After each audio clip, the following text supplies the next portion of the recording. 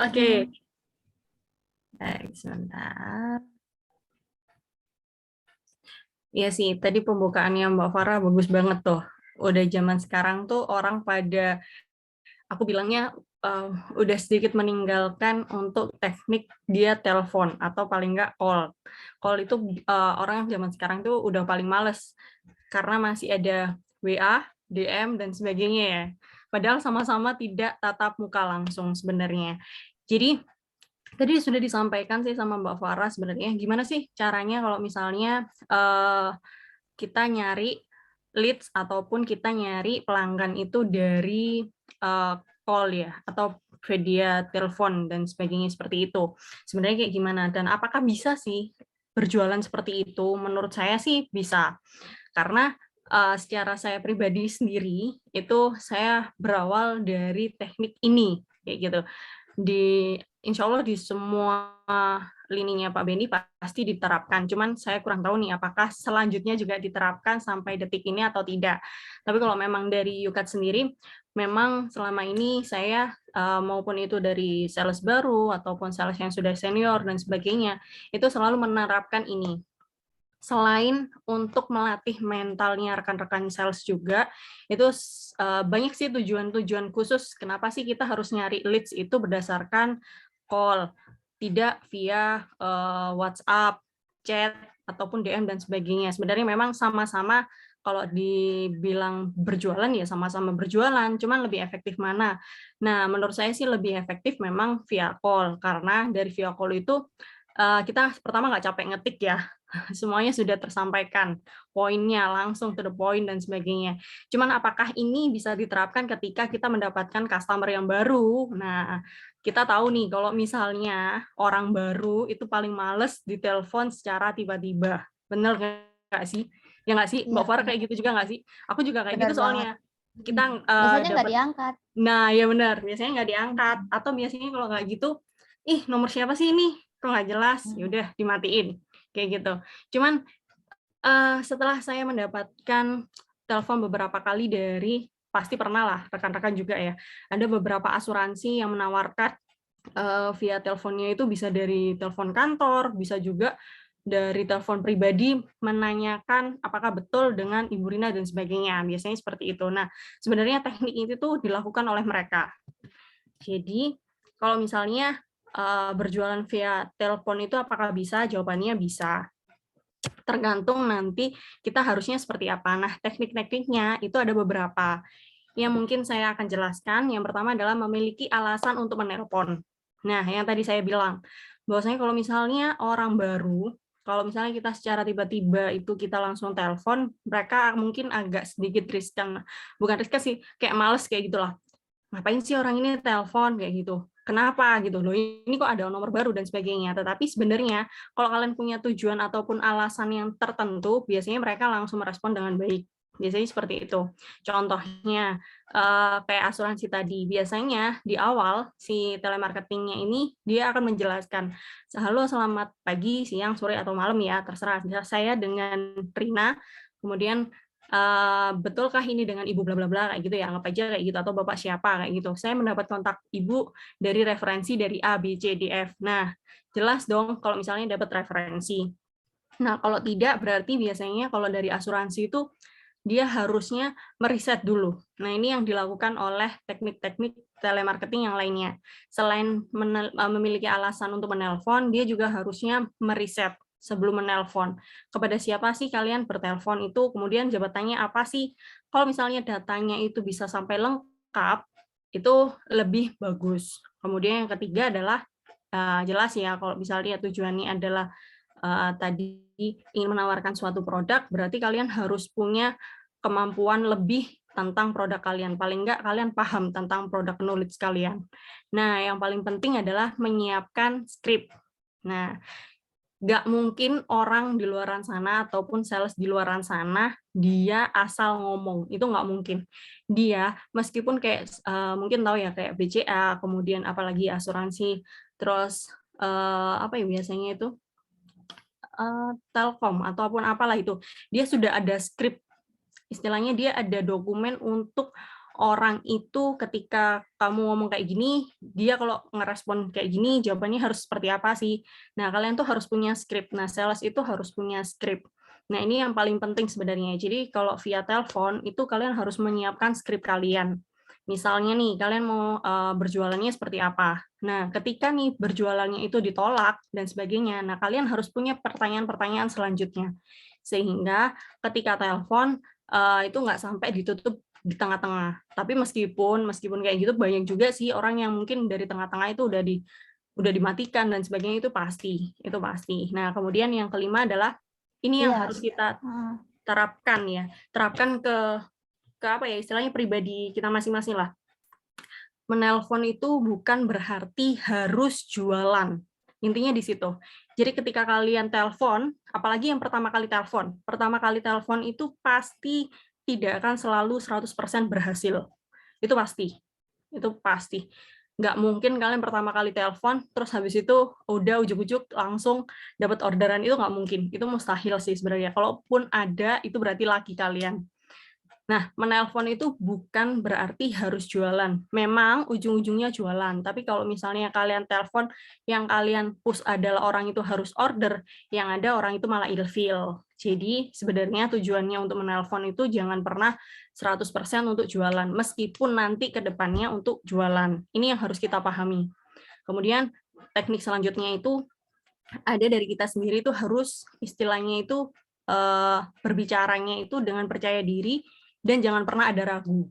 Karena mungkin dari beberapa episode sebelumnya itu kan pernah dibahas ya tentang intonasi ya kan. Meskipun kamu nggak ketemu sama customer-mu, tapi lewat nada bicara kita itu ketahuan ini orang ragu atau kayak gimana. Nah, biasanya kalau misalnya si sales-nya ini telepon dengan ragu-ragu, ya pastinya dari customer-nya juga langsung, apa sih nggak jelas kayak gini, nah langsung dimatiin. Nah, usahakan kalau berbicara itu percaya diri dulu. Kemudian jangan pernah ragu. Sampaikan aja, kuasai produk knowledge kalian tersebut. Dan kemudian tenangkan diri kalian. Karena biasanya pasti ketika kalian nggak menyiapkan skrip itu pasti loh, pertanyaan-pertanyaan mereka itu di luar apa ya, dugaan kalian.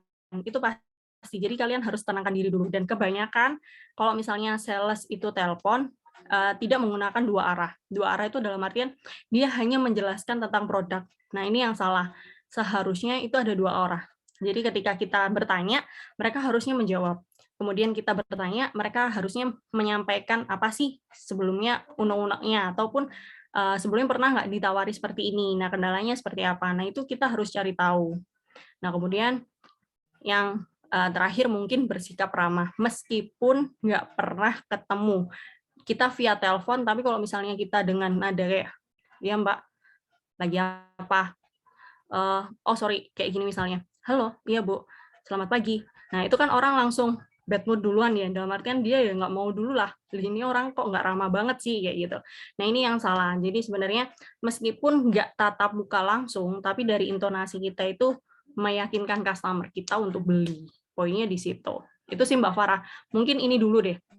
Iya, sip. Itu baru pembukaan. Tapi dari 5 tips ya tadi yang Mbak Rina sampaikan, mungkin teman-teman di sini ada yang masih belum berani buat ngeprospek customer lewat telepon. Biasanya tuh bagusnya kalau mau prospek lewat telepon itu customer lama atau customer baru sih Mbak. Saya kalau misalkan customer lama ya itu kayaknya masih mending deh, karena udah pernah kenal gitu, dia juga udah tahu nomor saya gitu. Jadi kita mau ngobrol apa juga nggak mikir apa yang mau dibahas ya gitu kira-kira selain nawarin produk. Bagusnya tuh Oke, gimana Mbak? tadi pertanyaannya bagus sih Mbak Farah. Lebih tepatnya customer baru atau customer yang udah lama gitu ya? Customer yang udah repeat. Sebenarnya dua customer ini tuh bisa kok. Kita via telepon itu bisa. Kalau yang pertama itu biasanya saya yang tadi saya sampaikan, sebenarnya telemarketing ataupun telepon ini itu melatih skillnya saya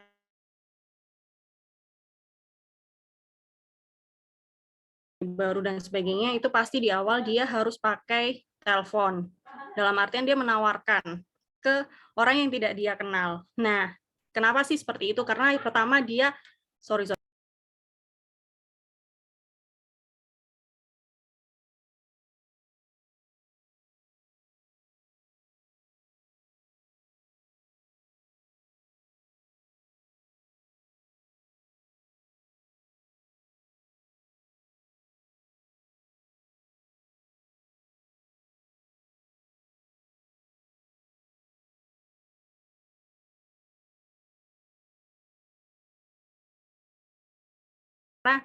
beberapa beberapa dari pertanyaan customer kan mungkin di luar dugaan kita ya.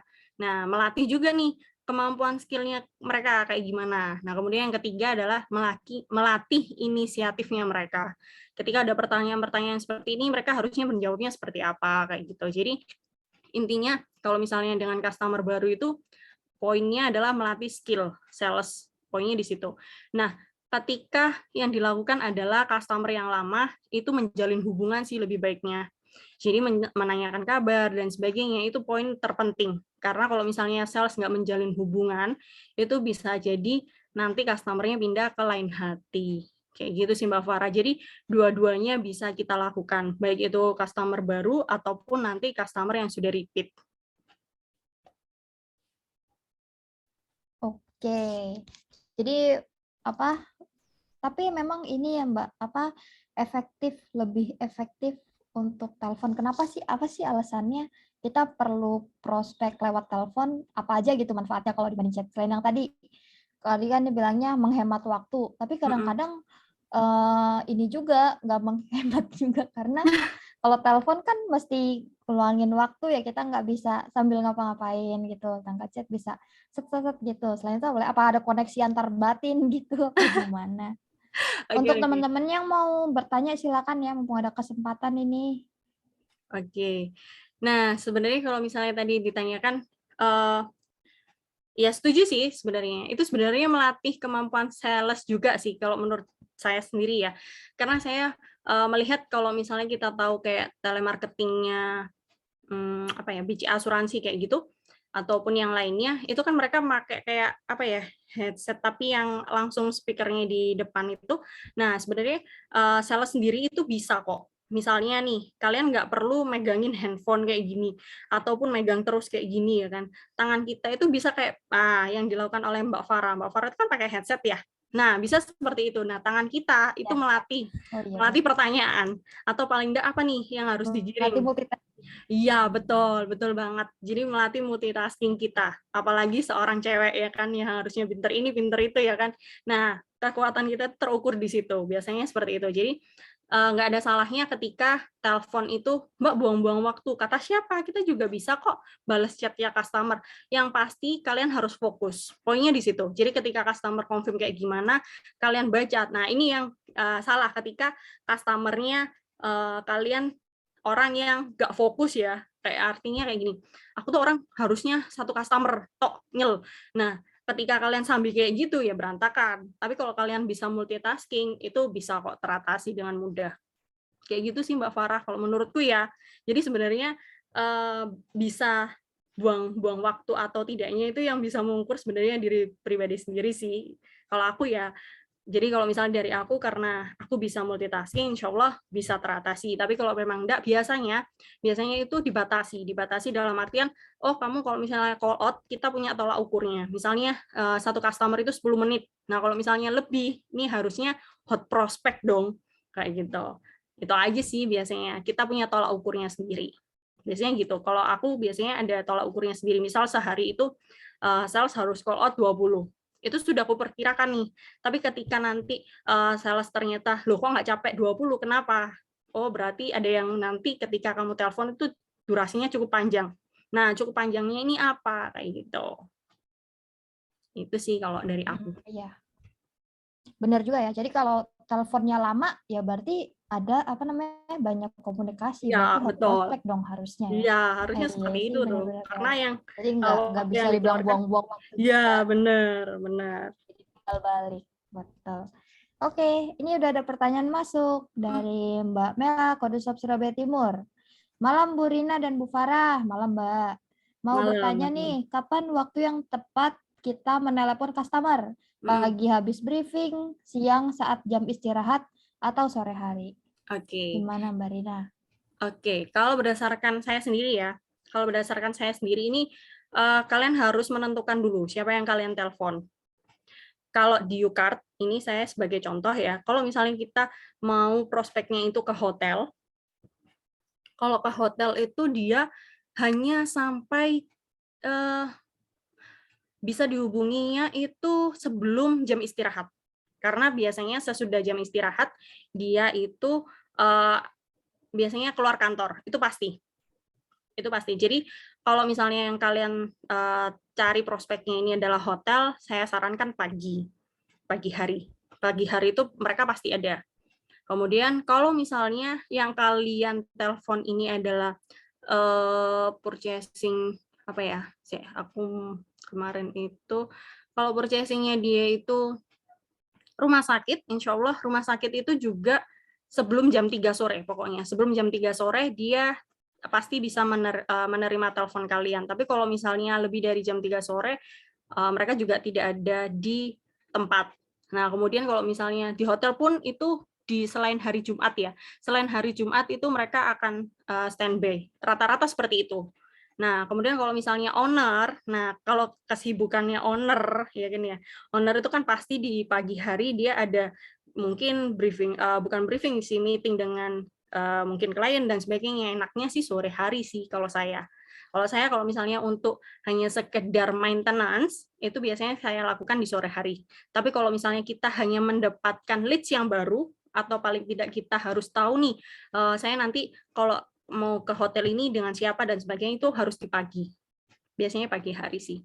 Kalau saya pribadi ya, berdasarkan riset saya seperti itu. Oh, luar biasa. Berarti Mbak Rina ini udah tahu pemetaannya ya? Iya, benar. Customer kategori A benar. itu pagi, kategori B ini siang. Itu kalau misalkan dilakukan bisa dilakukan untuk orang yang berpengalaman ini. Enggak tapi juga mungkin sih. teman-teman bisa sambil belajar memetakan. Iya, benar. Ya. Benar, sambil belajar. Gimana nih Mbak Mela, Kodesop Surabaya Timur, ada feedback nggak? Apa kesulitan memetakan? Jadi kalau jawabannya sih itu tergantung siapa customer yang nggak bisa semuanya dibagi rata. Iya, betul. Pagi semua, siang semua. Iya sih, benar. Ada tanggapan gimana Mbak Mela? Udah, terima kasih banyak udah jelas Bu Rina sama Bu Farah. Berarti kita harus setiap harinya itu harus kayak ngelola gitu ya. Hari ini kita mau misalkan telepon hotel, berarti kita teleponnya sebelum jam istirahat. Besok kita mau telepon rumah sakit, berarti jamnya harus sebelum jam 3 seperti itu. Jadi biar pasti gitu setiap hari waktunya. Betul. Biasanya kayak gitu soalnya. Terima kasih. Ritmenya kayak gitu sih. Cuman kalau selain industri itu saya belum tahu ya, karena saya belum berpengalaman selain industri itu. Iya, bisa kita pelajarin nanti Mbak Mela bareng-bareng. Oke, terima kasih pertanyaannya Mbak Mela. Ada pertanyaan lagi nih Mbak Rina dari Pak Kori. Malam Coach Rina, izin bertanya, sepertinya rekan-rekan sales lebih butuh tips untuk kontak customer baru. Sebaiknya masuknya lewat apa ya? Apa hal yang dibahas saat harus kalau orang yang belum pernah kenal sama sekali dengan kita? Oh, apa aja hal yang harus dibahas saat kita kan belum kenal? Kita ngebahas apa nih? Iya sih, benar. Saya juga bingung. Kadang kita nggak punya stok ide obrolan. Aduh. Oke. Sales harus bisa. Gimana, Mbak? Itu berarti customer-nya baru ya? Pertanyaan saya, ini customer baru itu bisa didapatkan dari berbagai macam cara. Kita yang cari tahu sendiri. Biasanya kan kalau sales-sales itu inisiatifnya dia cari di Google. Misal anggap aja ya, saya Surabaya, rumah sakit di Surabaya, muncul kan itu semua ya kan, kontak-kontaknya rumah sakit mana kayak gitu kan. Nah, itu juga bisa seperti itu ya. Kemudian ada juga ketika call seseorang itu berdasarkan referensi. Ini biasanya perusahaan-perusahaan lainnya juga menerapkan seperti itu. Nah, bagaimana sih kalau misalnya kita cara istilahnya membina hubungan dengan customer-customer yang baru? Sebenarnya lebih gampang kalau misalnya kalian dapat referensi. Itu lebih gampang. Kalian 100% tidak akan ditolak karena mendapatkan referensi dari seseorang. Istilahnya orang itu akan lebih yakin ke kalian ketika kalian call out itu, halo selamat pagi dengan Ibu Farah gitu. Mohon maaf Bu, saya Rina dari Yukat Surabaya. Saya dapat kontak Ibu dari misal nih Pak Kori kayak gitu. Nah, mungkin Bu Farah akan lebih, loh kenapa nih? Oh iya ada apa? Bahasanya itu lebih to the point, istilahnya itu nanti itu enak, pembukaannya itu lebih enak. Biasanya seperti itu. Nah, dari situ sebelumnya kalau misalnya referensi ya, saya bilang kalau misalnya saya mendapatkan itu referensi, alangkah lebih baiknya coba tanyakan lagi. Orang ini tuh job desk-nya apa sih sebenarnya? Kemudian bagian apa sih kayak gitu. Kemudian dia orangnya seperti apa sih? Coba cari tahu. Jadi istilahnya itu gali dulu customer kalian tuh seperti apa nantinya yang mau ditelepon, sehingga ketika ditelepon itu enak, nanti nyambung. Biasanya kalau dari saya sendiri itu biasanya kan mungkin kalau misalnya kita punya dealer ya kan, itu pasti kan direferensikan dari seseorang ya kan. Nah itu tuh saya harus cari tahu, ini bisnis usahanya udah sejak kapan nih kayak gitu. Terus bisnisnya nih orang nih dalam bentuk apa nih gitu. Kemudian paling nggak basa-basi dulu deh. Basa-basi dulu itu, Bu gimana pandemi kali ini, omset naik atau turun nih malahan kayak gitu. Nah jadi ada basa-basinya. Yang pasti dari sales itu harus punya inisiatif untuk mencari tahu siapa sih customer yang mau kalian telepon tersebut. Itu kalau dari referensi. Nah, kalau misalnya kita inisiatif cari sendiri, dalam artian kayak tadi rumah sakit di Surabaya, ya kan? Itu 100% kalian tidak akan mendapatkan informasi langsung ke tim PIC. Tapi biasanya kalian harusnya melewati staff apa sih? Apa ya? Penerima ini loh, resepsionis, sorry, dari resepsionis. Nah, dari resepsionis itu pun kalian harus gali nih. Dalam artian kalian harus tahu. Misal, kalau yang saya info tadi, saya dari rumah sakit ya, mencari di rumah sakit. Misal rumah sakit Adi Husarda, anggap aja seperti itu. Kita nggak nyampe ke PIC-nya, tapi paling nggak kalian harus tahu. Oh, mohon maaf, untuk tim pengadaannya nanti dengan siapa ya? Oh, Bapak atau Ibu siapa ya? Di bagian apa ya? Kemudian sudah berapa lama? Kayak gitu. Anggap aja seperti itu. Jadi kita harus tahu detail si orang yang nanti akan kita bicarakan. Dalam artian yang kita mau telepon ya. Nah, ketika sudah dapat, besoknya kita telepon yang bersangkutan, nah nanti enak, sok kenal jadinya. Halo, mohon maaf ini dengan Ibu ini ya, kayak gitu. Oh iya, Bu, kemarin saya telepon di sini, Bu. Nah, kemudian diarahkan ke Ibu, selaku Ibu bagian purchasing dan sebagainya, ya, gitu. Kemudian kita tanya nih, Bu sudah pernah pakai kartu ini enggak ya di ininya kayak gitu. Jangan memaksa untuk mereka membeli produk kita. Poinnya di situ. Jangan pernah memaksa. Kalaupun mereka punya biasanya nih rata-rata ya ketika kalian ingin menawarkan produk, itu biasanya rata-rata mereka jawabannya kayak gini.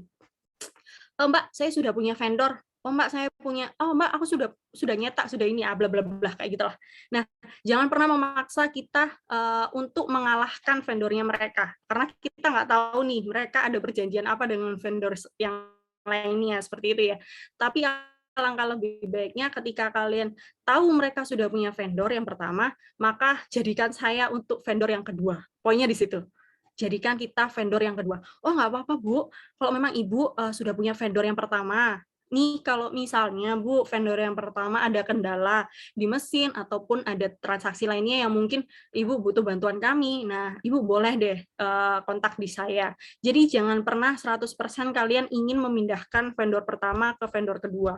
Karena kalau misalnya seperti itu yang tadi saya bilang ya, jangan telepon itu jangan melulu untuk jualan, tapi paling tidak cari engagement dulu, cari lead sebanyak-banyak, atau paling enggak kalian harus kenalan sama orang sebanyak-banyaknya. Poinnya di situ. Paling tidak kalian harus punya lead segitu banyaknya, dan paling enggak kalian punya referensi segitu banyaknya. Poinnya di situ sih. Kalau dari aku ya, jadi coba digali aja deh. Coba digali dulu, coba sering-sering, nanti kan juga bisa tahu apa. Betul. Orang tuh lebih nyaman kalau diobrolin apa sih. Dan tadi apa garis bawah banget tuh, apa sih garis bawah banget. Pokoknya apa tadi, jangan, kita nggak tahu ya vendor itu kan ada perjanjian apa, jadi jangan memaksa kita jadi vendor mereka atau mereka beli barang kita, tapi at least ditawarkan dulu aja. Ya. Jadi opsi kedua nggak apa-apa. Itu kayaknya kerendah dirian itu yang ini banget deh, bakalan kena banget ke hati mereka tuh. Bener, mesti catet tuh kayak gitu. Iya, sumpah itu, suka banget aku. Itu biasanya nggak bakalan ditolak sih. Dalam artian kayak gini, biasanya kalau misalnya dari pengalamanku itu ketika kita memaksa, itu langsung ditutup. Iya, betul. Karena itu kejadiannya memang salesnya baru, nggak tahu kayak gimana skripnya dan sebagainya, ya kan ya. Pernah kejadian memang, aku belum kelar udah ditutup duluan, kayak gitu. Nah, itu pasti ada beberapa poin yang membuat dia ilfeel. Si customer kita ilfeel. Tapi kalau misalnya kita bisa mengarah ke mereka suka ke kita, itu biasanya dia ngasih kok minim email. Oh ya udah Mbak, kirimkan aja ya di email as. Email itu langkah kedua ketika kita kolot.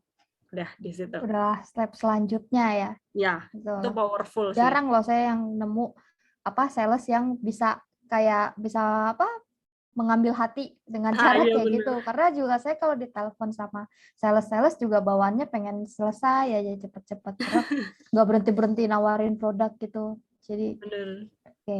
Terus ada pertanyaan lagi dari tadi, pertanyaan dari Pak Kori ya. Tadi maaf saya sempat keputus internetnya. Gimana Pak Kori? Apakah sudah menjawab Pak? Sudah menjawab, Coach. Oke, terima kasih Pak Kori. Terus ada pertanyaan dari Pak Ang, MKO. Tips untuk telemarketing ke new customer dan existing customer dong, Bu Rina. Telemarketing. Kayaknya sama ya kayak yang tadi saya sampaikan itu, intinya sih kalau menurut saya siapapun itu orang yang akan kalian telepon itu kalian gali dulu. Gali dulu itu yang kayak tadi, kalian harus cari tahu nih, misalnya nih Bu Farah itu jabatannya apa sih kayak gitu. Nah, bisnisnya Bu Farah itu seperti apa sih kayak gitu. Bu Farah itu bisnis ini sudah berapa lama sih kayak gitu. Berdasarkan segmen-segmen kalian. Kalau misalnya yang kalian temui itu adalah sesama staff ya kan, paling tidak cobalah kalau misalnya itu masih apa ya, kalau misalnya kayak misal nih aku kan kartu ya, nah kemudian yang aku ajak kerjasama ini orang yang jualan misal ID card printer ataupun sebagainya. Nah mungkin bisa diajak dari kerjasama dulu, jangan ke closing dulu, paling enggak ajak kerjasama dulu untuk menarik perhatian mereka agar mereka mau menerima telepon kita. Orang kan kalau misalnya ditawarkan produk mungkin kebanyakan nolak, tapi kalau misalkan kita istilahnya kalau di aku ya itu kerjasama dalam artian menguntungkan satu sama lain, mereka akan mau kok. Poinnya di situ. Nah, paling tidak ada keuntungan dari mereka dan nantinya akan menjadi omset bagi kita. Oke. Jadi ditawarkan apa? Solusi yang Betul. dia menang, kita menang gitu. Win-win gitu, Pak Ang. Gimana Pak Ang? Menjawab nggak nih? Apa masih kurang jelas? Oke, jadi kita gali dulu ya profil Betul. perusahaan yang kita kontak ya. Betul, profil perusahaannya itu harus, dan paling tidak yang terupdate ya Pak Ang ya. Jangan sampai nanti udah digali, itu udah 2 tahun yang lalu tuh orang yang nggak tahu dari resign dan sebagainya kayak gitu sih. Harus yang paling update. Oke, ini semakin banyak pertanyaannya nih. Wow. Antusias banget. Ya, dari Nadia Kode Shop. Bagaimana jika baru awal telepon customer sudah menunjukkan tanda-tanda penolakan? Apa harus tetap lanjut atau ada tahap-tahap tertentu sebelum menyudahi saja? Baik. Nah, ini sering banget nih. Awal-awal aku pernah bahkan dari 20 itu yang merespon baik cuma 5. 15 yang 20. lainnya itu 20 call out ya kan. Jadi di sales Yukart itu mereka harus dilatih 20 call out ke orang baru. Orang baru ya aku bilang ya. Jadi kita nggak ada referensi dan sebagainya, benar-benar orang baru yang kalian juga nggak pernah kenal. Nah, dari 20 orang itu 5 baru bagus, 15 ditolak. Untung-untung kalau misalnya kalian dapat alamat emailnya ataupun kalian ngomong langsung sama purchasing-nya. Biasanya saya itu kalau telepon, kalau misalnya udah nih nunggu ya kan kita, oke saya sambungkan dulu, ngitut langsung ditutup. Itu yang bikin saya baiklah. Atau paling tidak kita sudah menjelaskan sampai di tengah terus tiba-tiba dia nutup. Biasanya seperti itu. Nah, kalau yang ditanyakan Mbak Nadia ini ketika mereka ada tanda-tanda seperti itu ya. Nah, tanda-tandanya dimulai dari mana kira-kira? Kalau misalnya tanda-tandanya ketika kalian menawarkan produk, maka boleh silakan diakhiri dan dilanjut via yang lainnya. Misal nih, oh mohon maaf Bu, kayaknya Bapak sama Ibu ini ya apa misalnya waktunya terbatas ya. Mungkin saya bisa lanjut via WA Bu atau email. Kayak gitu. Jadi paling tidak ditolak kalian itu bermutu, sudah mendapatkan kontak person ataupun email. Itu paling bagus, beneran. Ini yang saya alami ya. Jadi lebih baik akhiri tapi kalian mendapatkan email ataupun kontak personnya mereka daripada kalian lanjutkan terus habis itu ditutup. Wes. Gitu. Jadi lebih baik diakhiri dengan akhiran, oh Bu mohon maaf Pak mau meeting ya, atau dia kan dari customer kan pasti Mbak aduh Mbak, saya itu nggak punya waktu, bla bla bla. Oh iya Bu, Mhm. mohon maaf. Ini kalau misalnya saya mau menawarkan produk ini, selain via telepon, bisa via apa ya Bu? Email kah? Atau ada kontak person nih yang bisa saya kirimkan penawaran tersebut. Nah, paling tidak kan di akhir itu. Nah, orang kayak gitu kan paling senang tuh. Oh yaudah Mbak, via email aja udah, via email kayak gitu. Nah, paling tidak kita punya nih email, kita kirimkan besoknya atau terserah ya, kalian mau besoknya langsung ataupun kapanpun itu, bisa langsung di follow up lagi. Bu, saya sudah kirim email. Nah, setidaknya dia dari yang tadi harusnya kita jelas panjang kali lebar kali tinggi kayak gitu ya. Nah, kita sudah dapat emailnya. Apakah sudah dilihat Bu untuk penawarannya? Mungkin kalau misalnya Ibu sudah ada waktu bisa saya jelaskan. Nah, di situ lebih enak kayaknya. Oke, Itu sih iya kalau benar-benar menurutku Mbak Nadia. sering dialamin kayak gitu dan Iya bener. iya. Aduh, bukan lagi itu makanan kayaknya. Tapi emang jarang sih orang yang udah selesai kita misalkan tutup telepon tapi dianya nggak nge-follow up lagi gitu. Mm-mm. Biasanya udah selesai hubungannya dan bagusnya sih memang diterusin. Tapi kalau misalkan salesnya trauma gitu Mbak, kayak saya nggak mau lah telepon lagi kalau begini. Nah, itu nggak boleh. Kan udah mentalnya udah salah itu. Kan Masalah sales di mental. lebih bagus banyak penolakan Hmm? biar nanti berujungnya omset daripada kalian harus takut duluan padahal omset sudah di depan mata. Wah Gitu. iya, betul. Lagian ini kan bisa jadi latihan ya. Mungkin ada yang salah Betul. dan nelpon Nggak bisa apa-apa kok, diperbaiki. salah itu wajar sih. Biasanya gugup ya, biasanya orang kalau misalnya, padahal nggak ketemu sih, nggak tatap muka, tapi gugup. Aduh, ya apa nih? Pegang teleponnya udah gemeteran dan sebagainya, itu wajar sih biasanya. Nah, kalau misalnya ada kesalahan-kesalahan itu biasanya tim purchasing ataupun siapapun yang di telepon itu biasanya dia oke kok. Karena mungkin terlalu sering mendengarkan sales-sales yang Iya, iya, salah iya. ya. Mm-mm. Sehingga dianya juga akhirnya wajar kok. Oke, gimana Mbak Nadia? Jawab Bu Rina, Bu Farah, terima kasih tipsnya bermanfaat sekali. Terima kasih Mbak Nadia pertanyaannya. Oke, kita lanjut ke pertanyaan berikutnya Mbak Rina. Oke. Ada Pak Andi dari Kode Shop. Malam Coach Rina dan Bu Farah, adakah tolak ukur ketika kita melakukan call out dikatakan sukses atau tidaknya? Wah, Oke. apa aja nih? Gimana? Kalau suksesnya ini tolak ukurnya omset, sukses banget itu. Ya, itu pasti. Ujung-ujungnya omset ya, karena ujung-ujungnya omset. Tapi yang tadi saya infokan, ketika kita telepon, itu nggak mungkin sekali telepon langsung deal. Laki banget itu kalau misalnya sekali telepon langsung deal. Itu pasti punya referensi dia. Powerfulnya dari referensi. Ya. Tapi kalau misalnya kita dari awal, mulai dari nol, ya kan kita sama-sama nggak kenal dan sebagainya, kalau misalnya dikatakan sukses bagi saya untuk sales yang pemula, ketika kalian bisa mendapatkan kontak person ataupun email dari customer kalian, itu saya katakan sukses. Karena dari langkah pertama kalian sudah bagus. Nah, selanjutnya tinggal kita perbarui. Langkah kedua tujuannya apa nih? Nge-follow up dong. Nah, langkah ketiga kunjungan dong, dalam artian visit. Nah, langkah keempat kita negosiasi dan langkah kelima deal. Itu biasanya yang kita lakukan. Jadi itu tolak ukurnya menurut saya. Oke. Jadi apa? Memang iya sih omset. Tapi bukan berarti kalau misalkan nggak dapat omset pada saat telepon, wah saya gagal, wah saya nggak mau. Enggak kok. Dapat Nggak. email itu bagus kok, sudah. Gitu Pak Andi. Gimana Pak Andi? Menjawab nggak nih Pak? Iya, jadi disesuaikan dengan step-nya ya, Coach Lina ya. Sesuai dengan kalau memang itu masih baru, berarti targetnya mungkin lebih ke arah kenalan dulu ya. Betul, kenalan dulu. Kuncinya ya mungkin ya, lebih ke arah situ ya. Nanti begitu step selanjutnya juga udah ganti lagi targetnya. Seperti itu mungkin. Yang satu. Oke, terima kasih Coach Lina, Mbak Farah. Oke, Pak Andi. Sama-sama Pak Andi.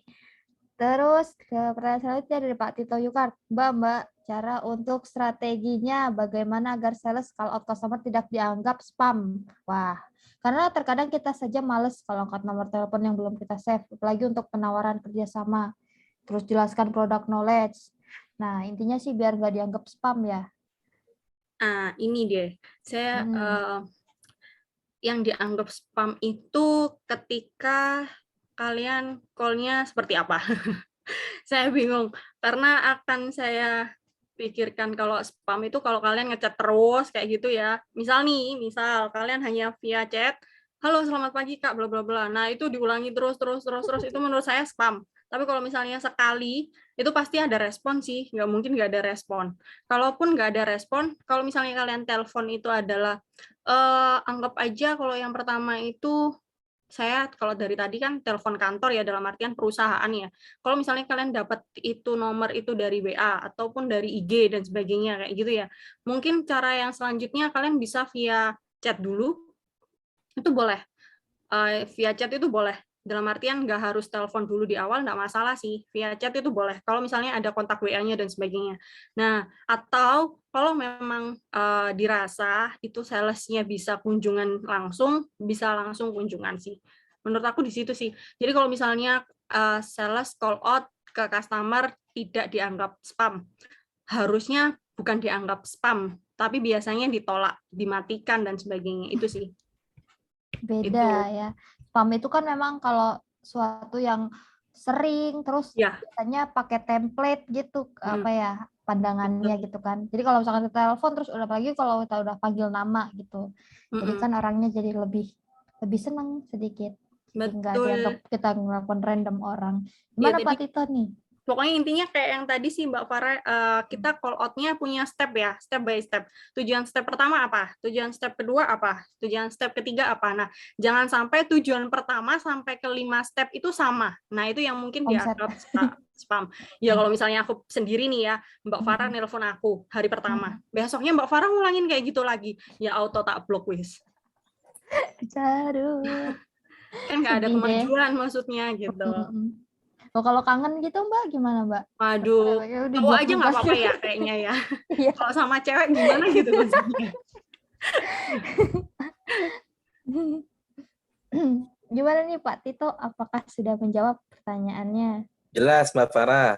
Sebenarnya dari tadi pertanyaan masih bersangkutan sih dari awal itu dari Pak Kori, Pak Andi itu sebenarnya maksudnya juga ke situ. Tadi sudah jelas lah. Terima kasih Mbak Rina. Ya, itu kalau misalnya Pak Tito masih ditolak, coba deh profilnya ataupun dikirim foto paling ganteng. Jadi insya Allah nggak ditolak. Ya, profil orang-orang K-pop. Waduh. Bertanya ke pertanyaan berikutnya dari Bu Anita. Body Shop. Sikap apa yang harus diambil sebagai sales saat gagal prospecting via call dengan rasio berhasil vs gagal 1:10? Wah, ini tadi sempat dibahas ya, Mbak Rina ya. Gimana tuh, Mbak? Kalau aku 5:20 ya tadi ya. Ini Bu Anita 1:10. Iya, berarti artinya 1:4. Dari 10 customer yang sudah ditelepon, hanya 1 nih yang direspon baik. Berarti kita kalau mau mendapatkan 10 orang yang merespon baik, berarti kita harus kalikan 10. Berarti kita harus call out-nya 100 customer.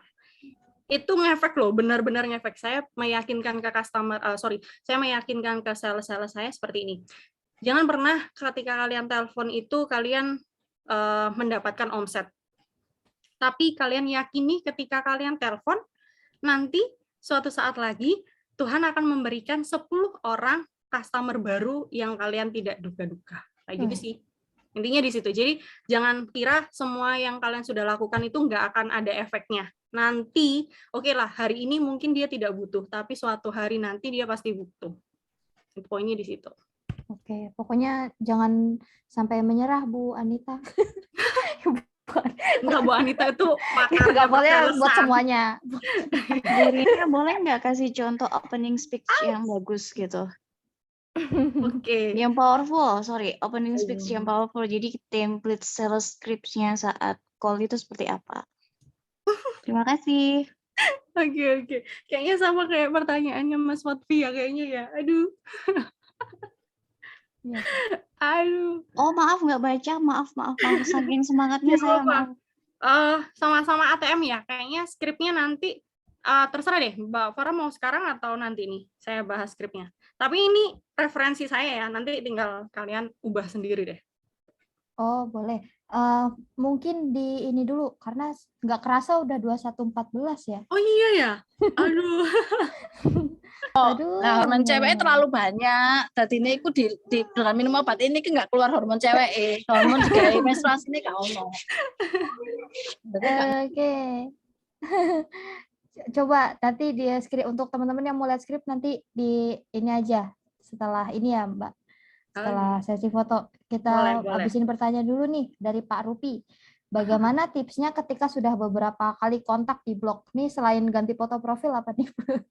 Cobain. Ini Kok kalau bisa di misalnya blok gitu? berkali-kali telepon nggak diangkat ya. Ini pasti teleponnya via WA ya, dalam artian kontak ya. Maksudnya langsung ke nomor handphonenya ya. Coba teleponnya lewat perusahaan Pak. Insya Allah nggak di blok kok. Insya Allah juga nggak mungkin nggak nolak. Pasti diangkat. Tapi saya penasaran Pak Rupi emang ada pernah pengalaman berkali-kali nelpon terus di blok itu ya apa Kayaknya gimana? nggak Pak? pernah deh. Coba Pak Rupi Ngajarnya open mic gampang. deh biar lebih jelas. ya. Mancing terus. Mungkin maksud Pak Bingung. Rupi itu aku kali ya. Maksud Pak Rupi itu Di blok sama Bu Anita. Waduh, kita selesai di sini gimana mohon nih? maaf ya Pak. Kepencet.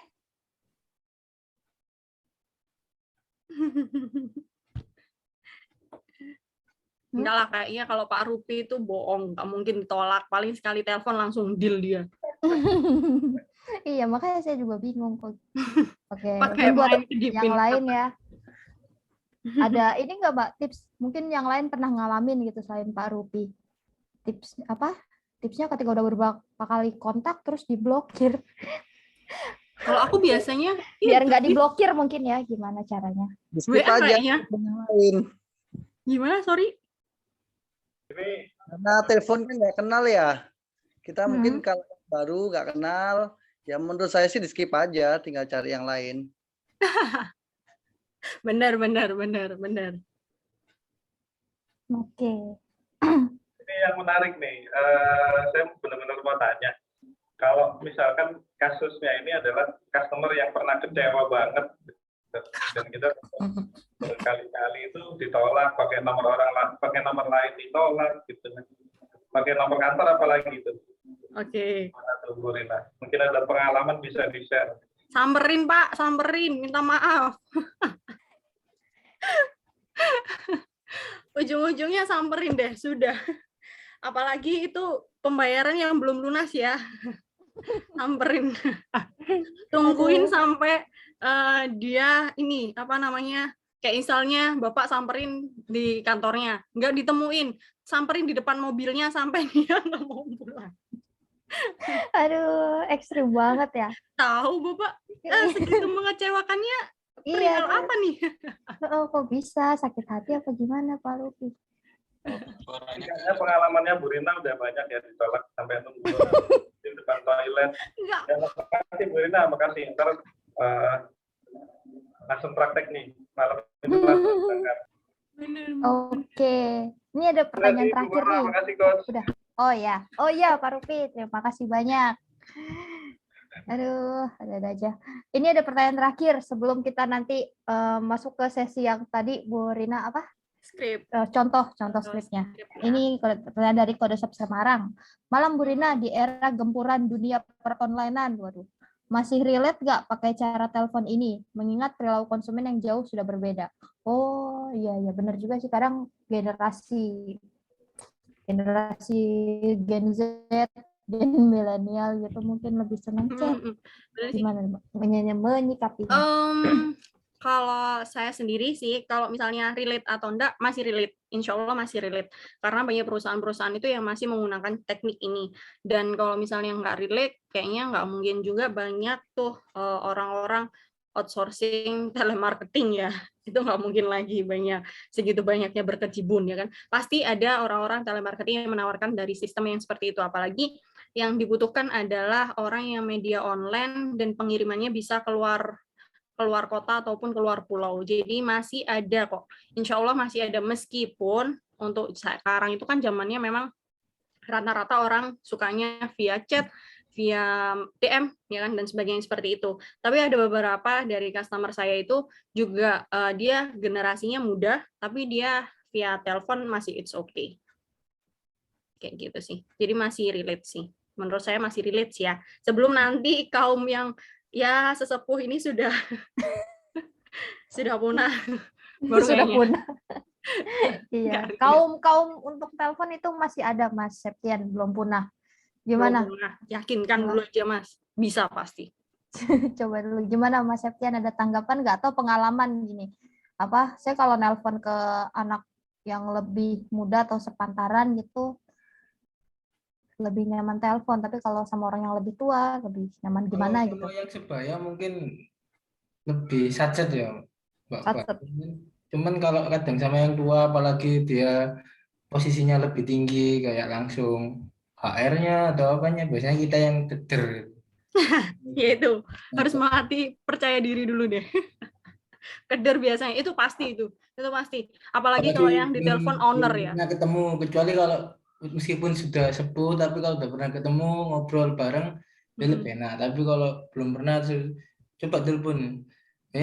Itu posisi nih, oh ini yang bagian ini, kadang masih keder. Ya benar. Memang butuh istilahnya itu memang butuh harus uji coba paling banyak yang seperti itu. Biasanya itu yang dikhawatirkan itu adalah menelpon owner ketika diketahuan sebenarnya jabatannya dia adalah owner. Biasanya itu sih. Kalau menurutku ya, sales itu takutnya ketika kalian berhubungan dengan owner. Padahal ujung tombak paling kuat adalah di owner. Ketika sekali nembak, dia langsung plek. Omset mengalir terus. Kayak gitu sih Mbak Farah. Oke. Tapi perlu juga ya, perlu ditanamkan juga kan nggak semua owner itu kayak kaku gitu. Jadi jangan sampai kita tertuan. Coba dulu aja kali. Gimana Mas Septian? Oke, untuk pertanyaannya sudah habis. Mungkin Mbak Rina bisa dicontohkan tadi permintaan Bu Anita yang contoh skrip yang powerful. Semoga ini powerful ya. Cuman ini sebenarnya saya ya ini kesehariannya sih. Cuman saya jelaskan di sini agar lebih jelas aja. Saya gunakan contoh sales script-nya seperti ini. Halo, selamat malam dengan Ibu Farah. Saya Rina Herko dari PT Solusi Kartu Indonesia, perusahaan manufaktur terpercaya dan berkualitas di Indonesia. Apakah ada waktu, Bu? Saya ingin menjelaskan intinya dalam artian istilah jelaskan produk, boleh minta waktunya sebentar, Ibu, kayak gitu ya. Kemudian menjelaskan. Ketika dia menjawab, oh ya boleh, kayak gitu. Nah baru nih, saat ini PT Solusi Kartu Indonesia sedang berfokus pada penyedia jasa pembuatan ID card, tali ID card, dan aksesoris lainnya yang berkualitas untuk kemajuan branding perusahaan. Apakah di perusahaan Ibu Farah sudah memakai kartu identitas pegawai? Nah ini kan ada beberapa pertanyaan, jawaban dari customer ya, bisa iya, bisa tidak. Ketika tidak, maka kalian harus merespon seperti apa? Nah, kalau misalnya ketika iya, kalian harus meresponnya seperti apa? Ketika mereka confirm, oh saya tidak memakai kartu ini. Nah, mungkin bisa dilanjutkan dengan pertanyaan, jika boleh tahu alasannya tidak memakai itu apa ya Bu? Kayak gitu ya. Tapi kalau misalnya ketika yang dijawab adalah, iya saya sudah pakai. Nah, ini langkah yang kedua mungkin kita bisa tanya, sudah berapa lama Bu masa pemakaian kartu tersebut? Nah, seperti itu. Nah, nanti dia akan menjelaskan. Sudah sekian lama, atau dari tadi kalau misalnya dia bilang tidak pernah pakai, berarti potensi dong, kayak gitu ya. Nah, langkah selanjutnya mungkin kita pertanyakan adalah, apakah Ibu Farah mengalami kesulitan dalam mencari vendor yang sesuai dengan harapan? Nah, kayak gitu ya, anggap aja seperti itu. Kemudian dia akan menjelaskan nih, kalau misalnya dia, iya Mbak, aku agak susah nyari vendor yang sesuai dengan aku kayak gitu. Nah, biasanya dia tuh menjelaskan kendalanya di mana sih. Nah, kayak gitu ya. Nah, kalau misalnya kalian ketemu dengan orang-orang yang seperti ini, alangkah lebih baiknya kalian langsung confirm. Nah, kami dari PT Solusi Kartu Indonesia ingin menawarkan produk tersebut untuk berbagai macam kebutuhan di perusahaan Bapak Ibu. Apakah Bapak Ibu terkenan? Nah, kayak gitu. Kemudian dijelaskan lagi nih, PT Solusi Kartu Indonesia merupakan solusi terbaik untuk pembuatan kartu identitas, lanyard ataupun aksesoris lainnya. Menjunjung nilai orientasi pada pelanggan. Produk PT Solusi Kartu Indonesia berkualitas tinggi serta diproduksi sesuai kebutuhan dan harapan Anda. Jika melakukan pembelian pemesanan di bulan ini, Ibu berhak mendapatkan diskon 20% dan gratis ongkir seluruh Indonesia. Apakah Ibu tertarik? Nah, ini akan melanjutkan. Ketika nanti dia tertarik, maka langkah apa yang harus kita pilih? Misal nih, kalau misalnya Mbak Farah tertarik ya, baik, saya akan kirimkan prosedur pemesanan produk melalui WhatsApp. ke nomor ini kah Pak atau Bu, atau misalnya kalau misalnya kalian itu via telepon kantor, ya yang tadi ditanyakan alamat emailnya. Nah, kemudian jika ada pertanyaan, Bapak atau Ibu bisa membalas pesan tersebut atau melakukan panggilan. Biasanya kan kalau misalnya di email ada tuh di kontak person di bawah sendiri. Nah, di situ. Nah, kemudian yang terakhir, terima kasih atas waktunya dan selamat malam. Seperti itu sih, Mbak Farah. Wah, gila, super sekali, keren loh. Ini mesti dicatat nih buat teman-teman sales nih, sumpah. Tadi tuh, iya jarang banget saya nemuin. Mau dicatat, diulang Bu Rina. Nanti saya kasih ya. Gimana kalau bisa? Saya ingat tapi. Ibu Rina emang iya sih, percaya sih saya kalau ngeprospek 20 kali sehari sampai apal begitu. Mau tanya Bu Farah. Iya gimana? Jadi apakah ada makanan atau minuman khusus ya supaya bisa lancar? Makan apa ini biar cepat? Makannya dupa, Pak. Makan kembang. Tuh makan menyan. Oh iya. Dari Pak Titonya sendiri makan kemenyan katanya. Iya benar, saya kalau hari Kamis biasanya gitu sih. Mantesan. Terus saya harus ganti sarapan ini, nggak energen lagi nih di CST. Oke. Sumpah itu keren banget. Sales wajib catat sih itu kayaknya tadi step-stepnya. Bu Anita gimana Bu tanggapannya Bu? Tadi Bu Anita yang request. Overall yang disampaikan sama Bu Rina itu bagus banget, protapnya juga oke, introduction. Artinya kalau misalnya kita dikasih waktu 3 menit ya, introduction 3 menit itu saya kurang tahu tadi ngepasinnya seperti apa. Cuman berdasarkan pengalaman ya, biasa kan nggak ada orang call out yang baik saya dengan Anita begini orangnya udah keburu nutup. Tapi kalau misalnya introduction yang smooth tadi itu kalau hitungan saya maksimum 3 menit aja dan itu udah lumayan bagus ya. Mungkin Brina benar apa kata Bu Farah, terlatih sekali. Kalau 1 hari sampai 20 call out itu udah ibarat kata itu lidah sama mulut kayak licin banget gitu ya. Gitu. Nah, itu yang salut banget. Jadi nggak yang ini sih cukup worth it lah dengan performanya tim Yukart yang luar biasa ini. Ternyata memang contohnya trendsetternya itu memang bagus. Aduh, saya terbang nih. Terima kasih banyak. Iya, bermanfaat banget. Turun. Bermanfaat banget benar-benar materi kali ini. Sebenarnya awal itu saya sempat agak skeptis ya jujur, kalau out customer dengan telepon gitu, apa kayak siapa targetnya gitu, apa masih kayak tadi Mas Septian bilang apa masih relate, dan ternyata kalau cara-caranya benar itu memang powerful banget. Pasti hasilnya juga bagus kalau dilakukan dengan cara-cara yang tepat. Betul. Oke. Ada lagi yang mau ditambahkan mungkin Bu Rina sebelum saya tutup? Kalau dari saya sih, kalau misalnya gagal itu wajar, tapi jangan pernah kalian menyerah. Ketika ditolak itu pasti. Habiskan dulu masa tolak kalian biar kalian nanti lebih punya pengalaman. Intinya di situ sih kalau menurutku ya. Jadi jangan minder ataupun jangan, apalagi sekalian yang lamarnya jadi sales. Udah tahu sales itu pasti penolakan nomor 1. Nah itu sih poinnya. Benar-benar harus menguji mental. Oke, terima kasih banyak Bu Rina udah meluangkan waktunya untuk berbagi, untuk sharing materi yang sangat bermanfaat banget. Kita lanjut ke sesi foto bersama sebelum penutupan. Bisa dibantu Mbak Nadia ya hari ini. Oke, terima kasih Bu Farah atas waktunya. Buat rekan-rekan sekalian, sebelum melakukan dokumentasi bisa on cam dulu ya, karena ada 3 layar. Jadi nanti akan saya screenshot 3 kali gitu. Oke, untuk layar pertama bisa on cam semuanya ya. 1, disiapkan senyum terbaiknya. 1, 2, 3. Oke, mohon ditunggu.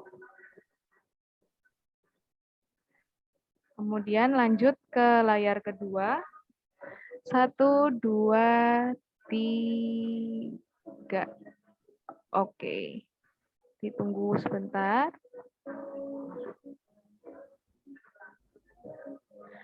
Lanjut untuk ke layar ketiga, halaman ketiga maksudnya. 1, 2, 3. Oke, siap. Terima kasih Bu Farah.